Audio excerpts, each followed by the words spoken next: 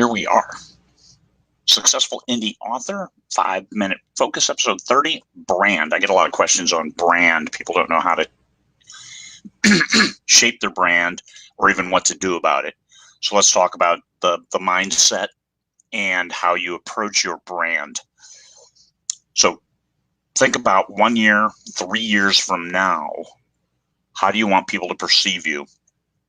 And by this, I mean not, oh, hey, look, 1 million seller. Yeah, you can be 100,000 seller. You can be 1,000 seller and have a strong brand. It doesn't need to be related with fans cheering and red carpet events for you. That's something completely different. Take your ego out of it and look at what you as a brand want to accomplish. For me, I chose justice. My stories are about justice. My stories are about the good guys winning. So it was easy. And as I expanded my nonfiction and with the 20 books to 50K group, justice for the little guy, the person who's writing their first book. Do you have a place in this market? Can you self-publish and be successful? Yes, you can. I think the justice is there for you. Work hard at the right things. So the brand, that justice as a brand worked for me.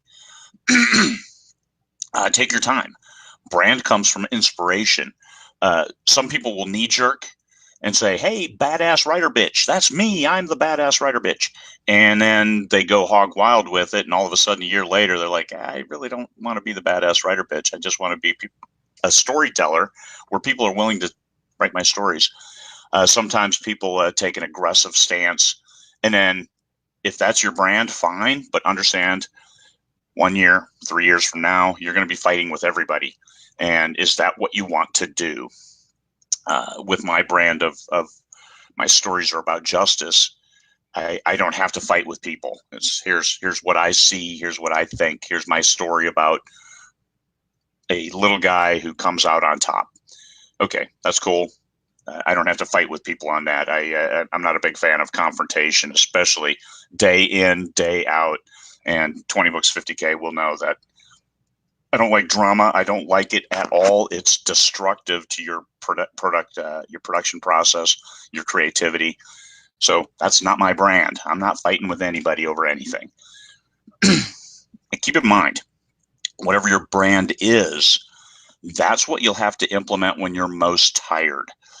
This is when you're the face, especially in the world of social media, the world of instantaneous contact between readers and their favorite authors, that you're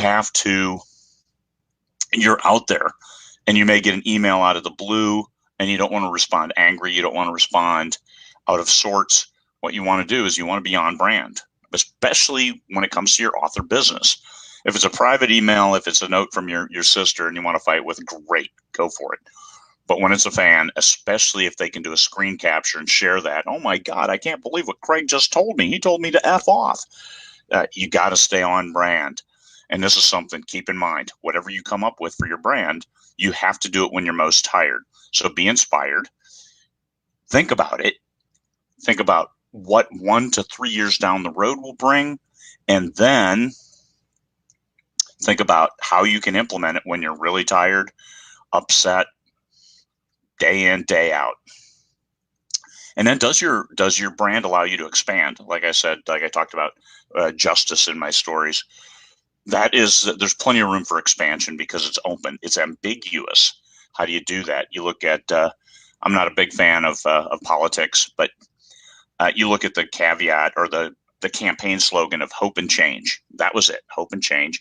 And it meant different things to different people. So it was brilliant from that perspective of that as a brand, hope and change.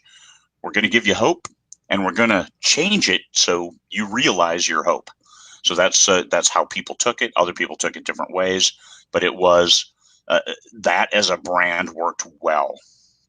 So keep in mind, you have to implement it day in, day out.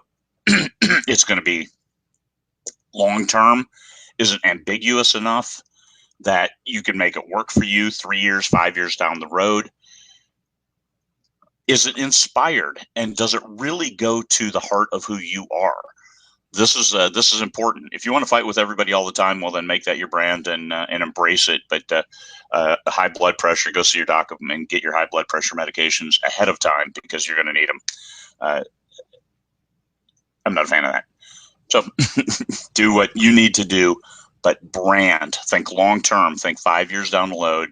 And some people think if grandma saw your brand, would she be proud or not? That's the we'll call it the grandma test. Does it pass? Does your brand pass the grandma test? My brand passes the dad test. My dad's 84 years old, so I'm good. It works. All right, everybody. That's it. That's brand inspired, but think about having to implement it when you're tired. That's a good way to look at it. And 5 years down the road, how will that brand have served you? Try to think with the end in mind. If it's still looking good, then you're in there. All right, everybody. 5-minute focus, episode 30. Peace.